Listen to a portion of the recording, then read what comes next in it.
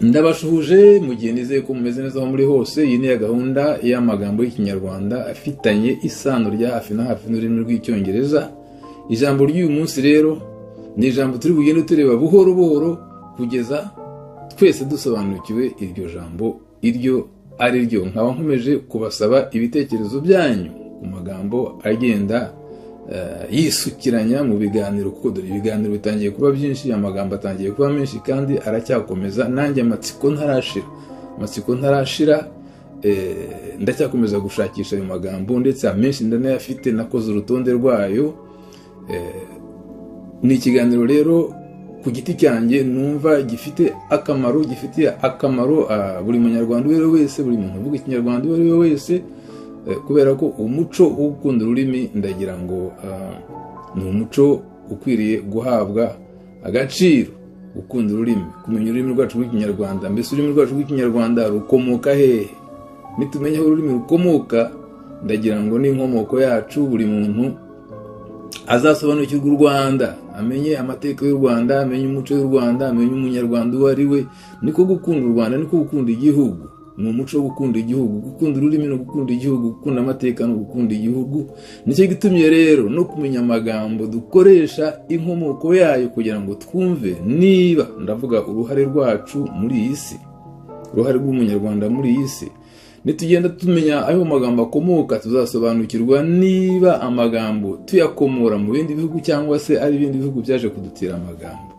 Uko niko kwimenya, niko kumenya umuntu uwo ari we, umunyarwanda uwo ari we muri iyi si.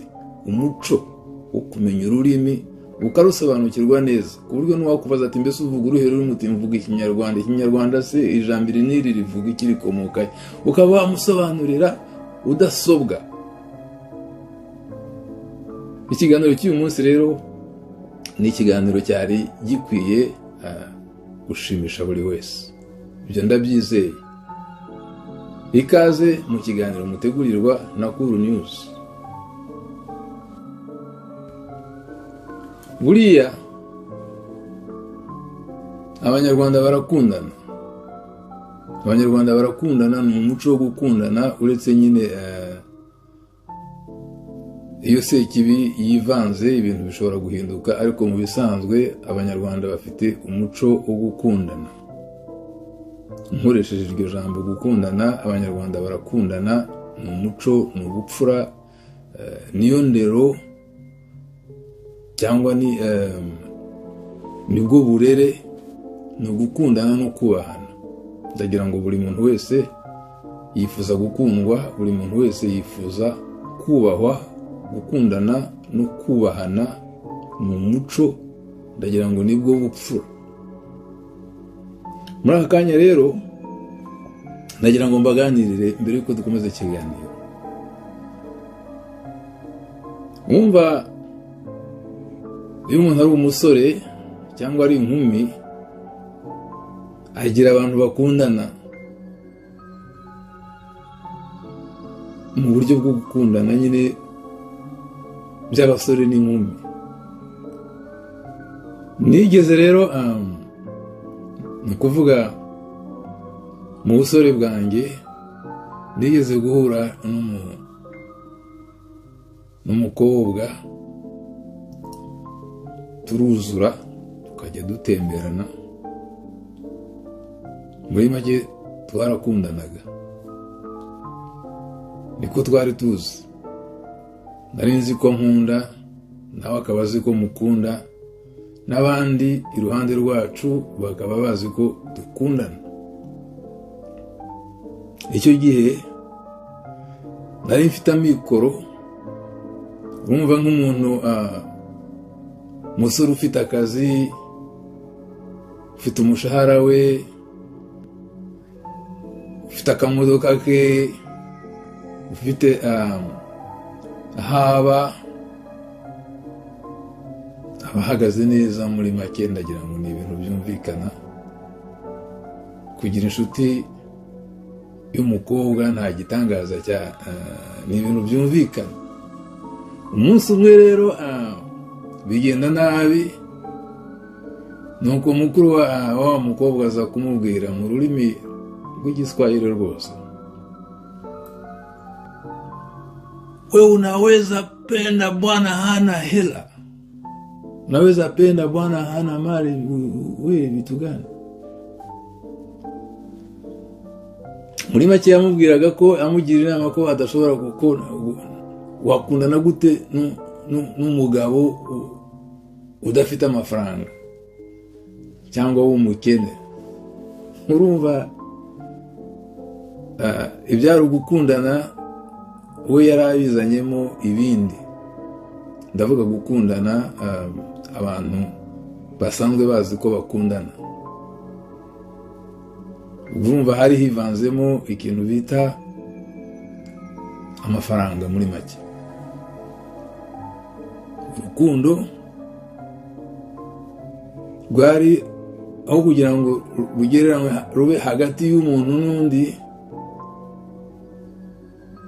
hari hivanzemo amafaranga.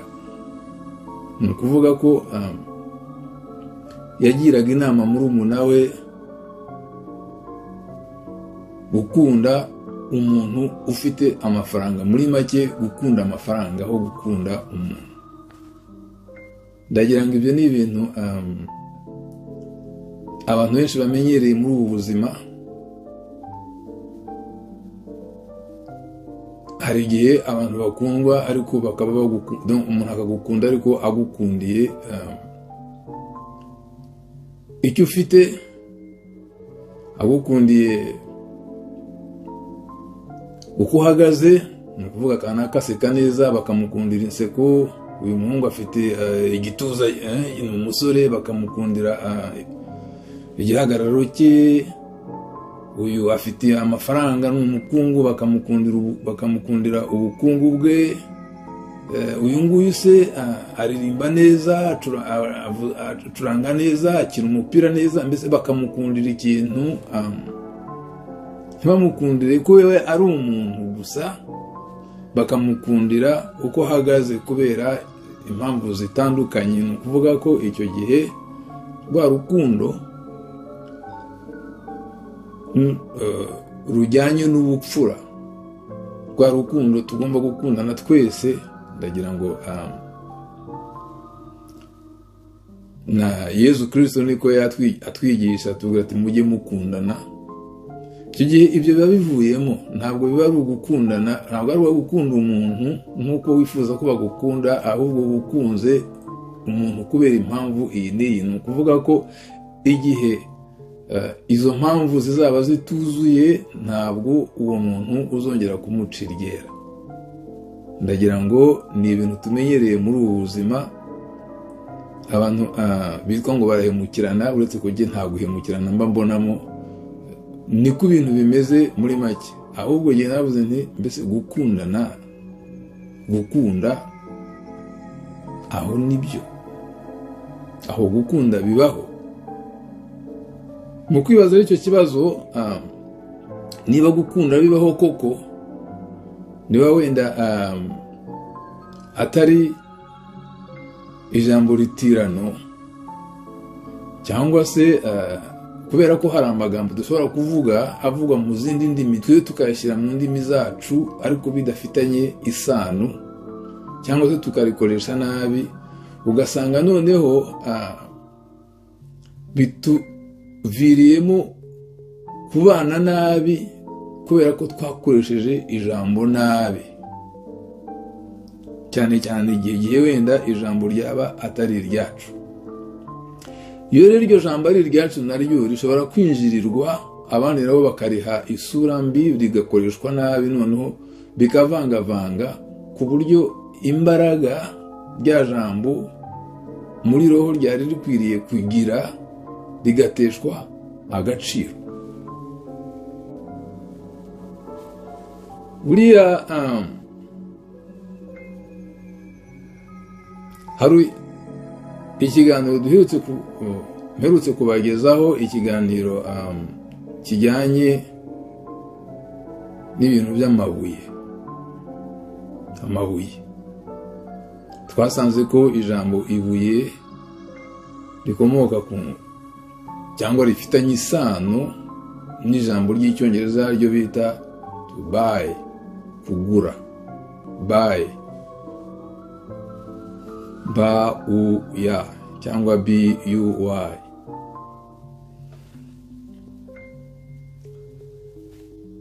Kugura no kugurisha byo ni ibintu byumvikana, kuko ugura icyo ureba ukagurisha icyo ufite. Ibyo ni ibintu byumvikana cyane, ni ibintu bibaho, uretse ko ugurisha buri gihe hari igihe ahenda, cyangwa se n'ugura nawe hari igihe abinyaryenge akaba yahenda, bagahendana. Kera mu Kinyarwanda kugura, wenda nsubiye inyuma ho gatoya, ntabwo byabagaho, habagaho mbese iyo atari ukugura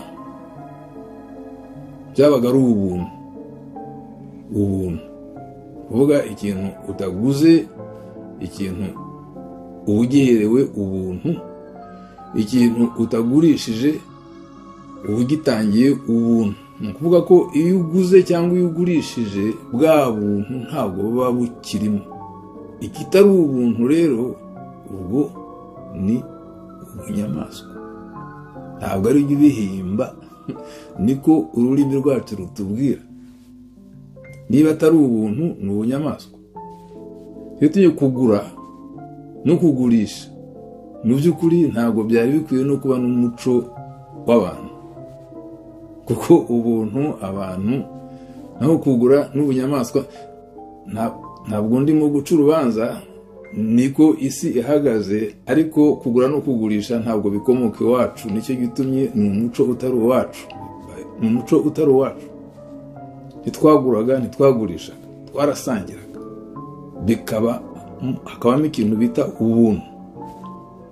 Icyo gihe ni ikintu abantu baruzuraga, bakubahana. Iryo jambo gukundana, nibwira ko ritari ririmo gukundana, ntabwo ryari ririmo, kuko byari abantu, byari ngombwa ko abantu babana kandi bubahana. Ntabwo ari ngombwa gushaka ukuntu umuntu abyita, kuvuga ngo indabyo ziri mu murima ngo zirakundana, cyangwa se ngo zirabana, ziba ziri kumwe. Ni ukuvuga ngo ni gutyo, biba biri muri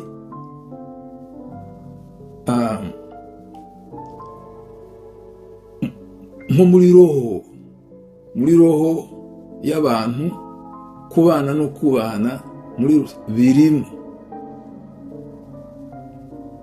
Umuntu yavuga wenda muri nature mu Gifaransa, nature, the nature mu Cyongereza, mu mimerere y'umuntu. Iryo jambo bise gukundana birimo. Si ngombwa kurishakira izina. Gukundana si ngombwa kubishakira izina, ni ibintu birimo umwimerere.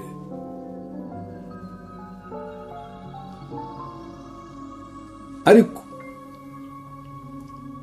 iyo uvuze ngo nkunda kanaka, ni ukuvuga ko hari n'undi uba wanga. Icyo gihe haba hajemo gutandukanya no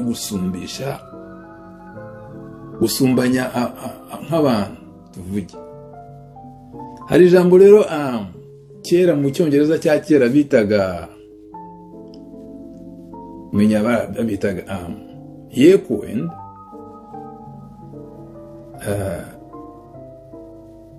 Byaje kuvamo ijambo kin, cyangwa se bivuga nyine imimerere cyangwa nature, cyangwa bijya kumera nka kamere. Iryo jambo nyuma nibyo byaje kuvamo ikindi ubundi buryo bwo kurivuga, buryo bwita kind of, ikintu, it's a kind of this and that. Ni ukuvuga ngo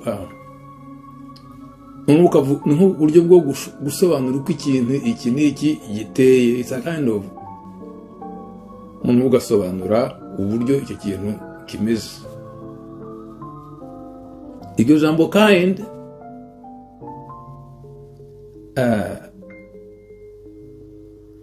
hari n'ubundi buryo rishobora kuvugwa kuko rifite ibisobanuro byinshi. Bene ya magambo yandikwa kimwe akavugwa kimwe ariko adasobanura kimwe. Ariko uretse ko muri iri ngiri ryo turi buze gusanga ko bijya naho gusobanura kimwe urebye, kuko twabanje kuvuga imimerere, ni ukuvuga imimerere, kamere nature cyangwa naturally, ikintu umuntu cyangwa ikintu biteye gutya, ibintu bitarahinduka. Hari nyine iryo jambo ari kind, be so kind, you are so kind. Ni ukuvuga umuntu mwiza mu mico,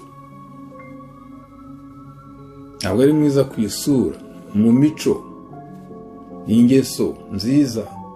Umuntu mwiza, umuntu wubaha, umuntu nyine ukundana, umuntu wita ku bandi, umuntu kind.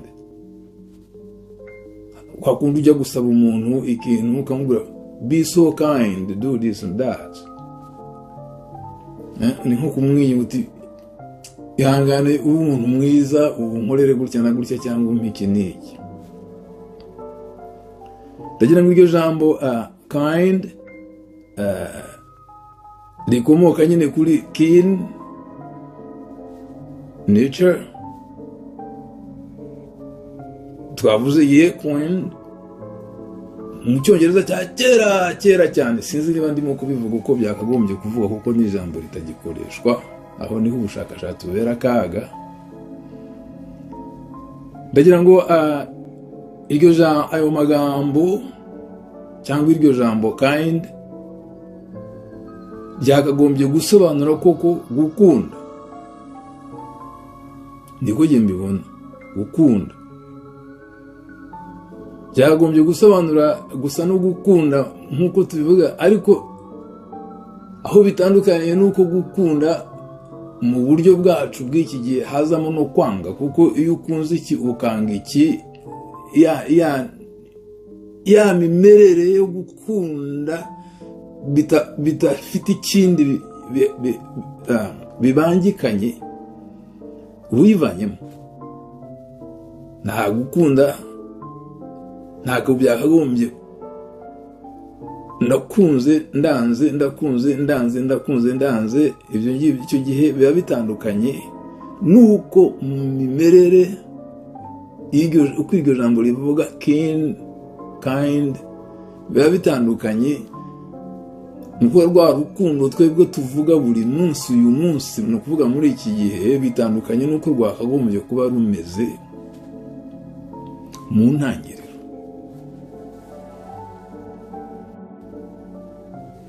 Kugira ngo rero tugaruke ku ijambo ryacu rya Kinyarwanda, ndagira ngo ikiganiro cy'uyu munsi kiraza kuba kigufi.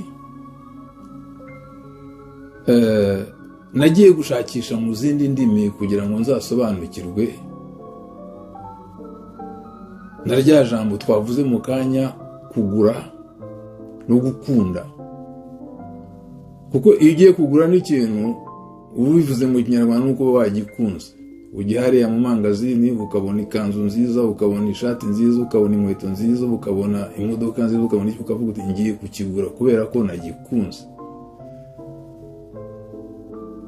Nubwo ukigura kubera gifite akamaro, ariko haba hari byinshi ugahitamo icyo wakunze. Nkuko ushobora guhitamo ibara, ushobora guhitamo, hari impamvu nyinshi zituma uhitamo. Noneho kwa gukunda kukazamo ivangura.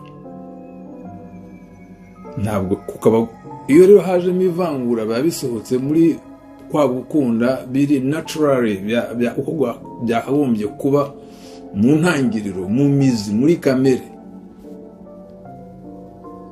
Iki ni ikiganiro gikomeye cyane, kirimo n'isomo rikomeye cyane.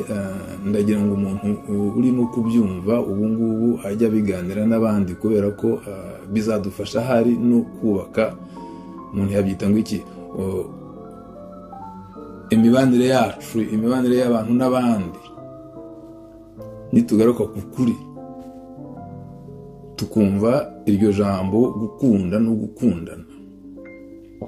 Gukunda muri kamere ntabwo byakagombye kubangikanywa ntibigereranywa, byakagombye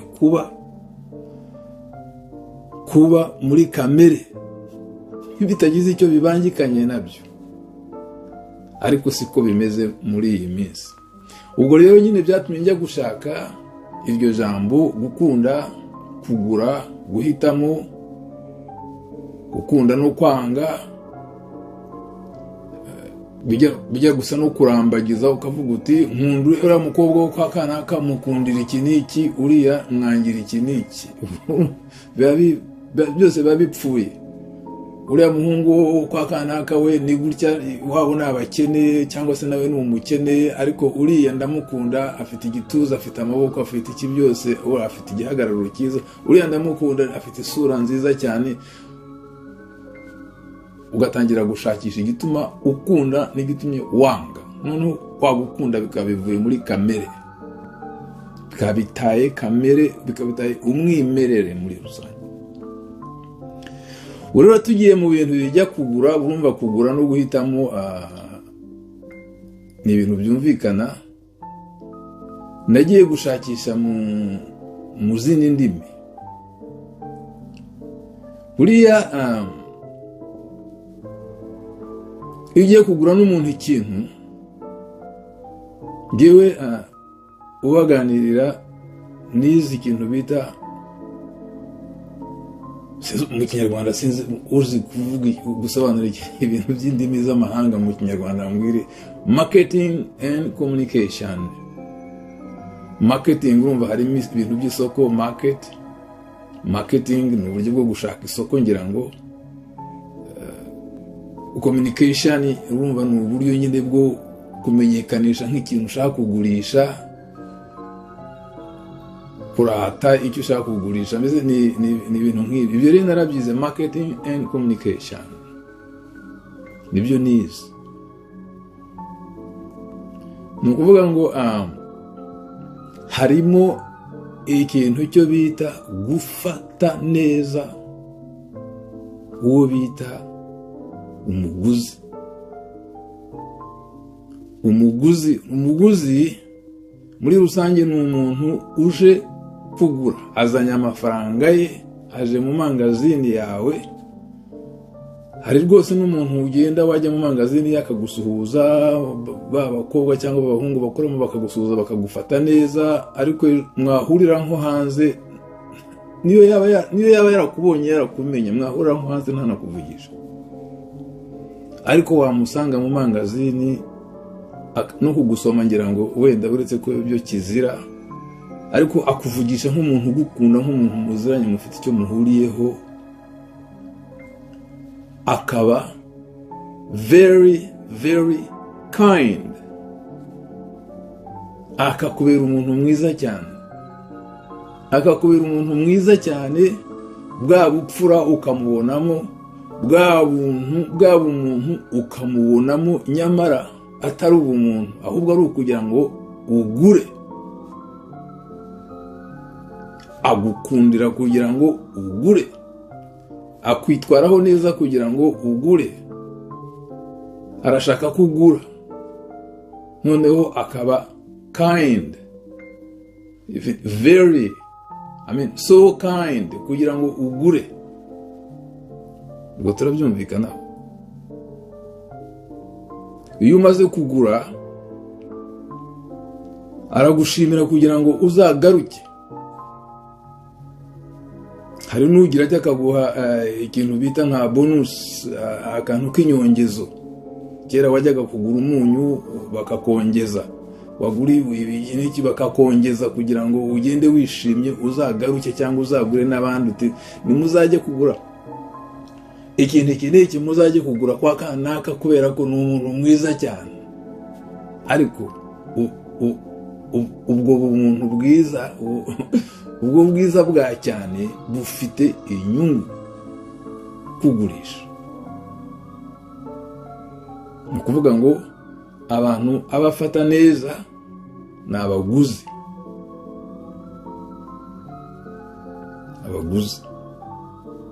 Abaguzi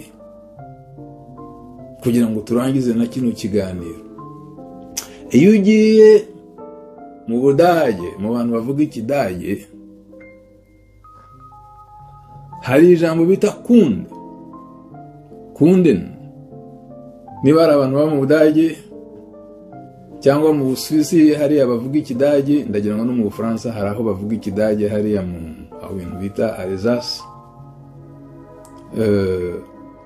Iryo jambo kunden bivuga mu Gifaransa ni client cyangwa umuguzi. Abyumvishije? Iyo kunden, iyo kind no gukunda mu rurimi rwacu rw'Ikinyarwanda ni bimwe. Niba hari uwagira icyo andushaho cyangwa se afite ikindi gisobanuro yambwira, kuko njye nabanje kubasobanurira ahantu rikomoka muri icyo Cyongereza. Navuze iyo kandi mu Cyongereza cya kera cyane, tuza kuvuga kin. Ndagira ngo abantu bazi gusoma bajya gushakisha mu bitabo bya encyclopedia cyangwa se bakajya kureba no muri ndagira ngo no muri za Google kuri internet, noneho bakazajya gusobanukirwa n'iryo jambo. Ni ukuvuga ngo gukunda umuntu ufite icyo umukundira, ntabwo mu rurimi rwacu rw'Ikinyarwanda ntabwo umukunda, kuko twebwe ijambo ndagira ngo iryo jambo gukunda sinzi igihe ryaziye mu rurimi rwacu, ariko kiza kubisobanura ko atari ururimi rwacu. Ni uko ukunda umuntu hari icyo umukeneyeho, hari inyungu umubonaho, ubwiza, ubukungu, ibintu n'ingeso. Ushobora no gukundira umuntu ingeso ze, haba hari ikintu uba umukundiye, noneho bikaba byavuye muri nature, muri kamere y'ubunyarwanda, kuko twasanze ko mu bunyarwanda nongere mbisubiremo kandi mbitsimba, ari mu bunyarwanda harimo ubupfura. Ubupfura ni iki? Ni ugukunda abantu bose. Ubupfura ni iki? Ni ukubaha abantu bose, utabubahiye ngo ni abakiriya baje kugura ejo bagende wibagirwe n'amazina yabo, uzajya ubakunda gusa ari uko ufite icyo ubagurisha. Gukunda. Ubu rero sinzi niba iryo jambo gukunda tuzarihamisha mu Kinyarwanda cyacu nitumara gusobanukirwa icyo ari cyo, cyangwa se niba tuzashaka ijambo twakoreshaga bataratangira kuza kutwigisha gucuruza. Ahangaha tugiye mu kintu kimeze nko kuburanira ururimi rwacu n'umuco wacu, kubiringaniza kugira ngo ducishije twumve. Umuntu rero nakubwira ngo ndagukunda, ujye wumva ko hari icyo agukundiye nibura. None icyo kintu agukundiye nusanga ari ikintu kizima, ugihagarareho azakomeza akigukundire. Ikibazo ni uko ejo ashobora kubona ukurusha icyo wa wundi yagukundiraga uyu munsi, ugasanga rero ubupfura ntabwo. Niba rero twahitamo ubupfura, gukunda umuntu ntacyo tubigereranije, gukundana ntacyo tubigereranije, ubundi ndagira ngo byitwaga, umuntu yabyita nko kuzura. Kanaka na kanaka baruzura, abo baruzura. Iyo abantu buzura, ni ukuvuga haba harimo ikintu kimeze nka mu Gifaransa yakwita ngo igira ikiribo, haba harimo uburinganire, baruzura. Abantu rero bose niba baringaniye, baruzura bose. Dukoresheje ya mvugo barakundana bose. Ikiganiro nari nabateguriye nta kigarukiye, mwakigezwagaho na Cool News. Mugira amahoro y'Imana.